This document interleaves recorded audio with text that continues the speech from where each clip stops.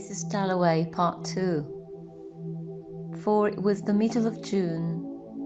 The war was over, except for someone like Mrs. Foxcroft at the embassy last night, eating her heart out because that nice boy was killed, and now the old manor house must go to her cousin. Or Lady Bexbarrock, who opened a bazaar, they said, with a telegram in her hand. John, her favourite, killed. But it was over, thank heaven. Over. It was June.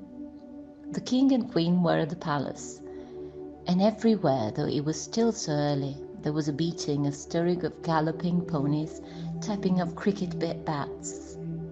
Lords, Ascot, Ranelagh, and all the rest of it, wrapped in the soft mesh of the grey-blue morning air, which, as the day wore on, would unwind them and sat down on their lawns and pitches the bouncing ponies, whose 4 feet just struck the ground and up they sprung, the hurling young men and laughing girls in their transparent muslins, who even now, after dancing all night, were taking their absurd woolly dogs for a run.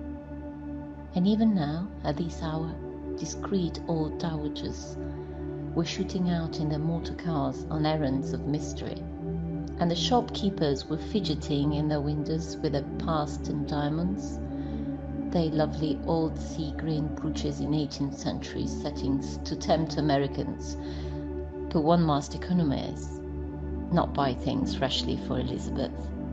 And she too, loving it as she did, with an absurd and faithful passion, being part of it, since her people were courtiers once in the time of the Georges, she too was going that very night to kindle and illuminate, to give a party. But how strange, on entering the park, the silence, the mist, the hum, the slow-swimming happy ducks, the pouched birds waddling, and who should be coming along with his back against the government buildings, most appropriately carrying a dispatch box stamped with the royal arms. Who but Hugh Whitbread, her old friend Hugh, the admirable Hugh. Virginia Woolf was one of the most revolutionary novelists of the century.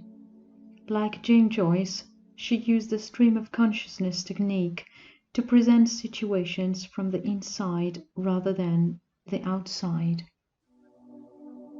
In the period 1920-22, she studied the novels of Marcel Proust and the works of Sigmund Freud, Henry Bergson, and William James. What she learned there greatly influenced her next novels: Jacob's Room, 1922, Mrs. Dalloway, 1925, and To the Lighthouse, 1927. All three used stream of consciousness technique. Her later works include a more conventional Orlando, The Wave, and various critical essays.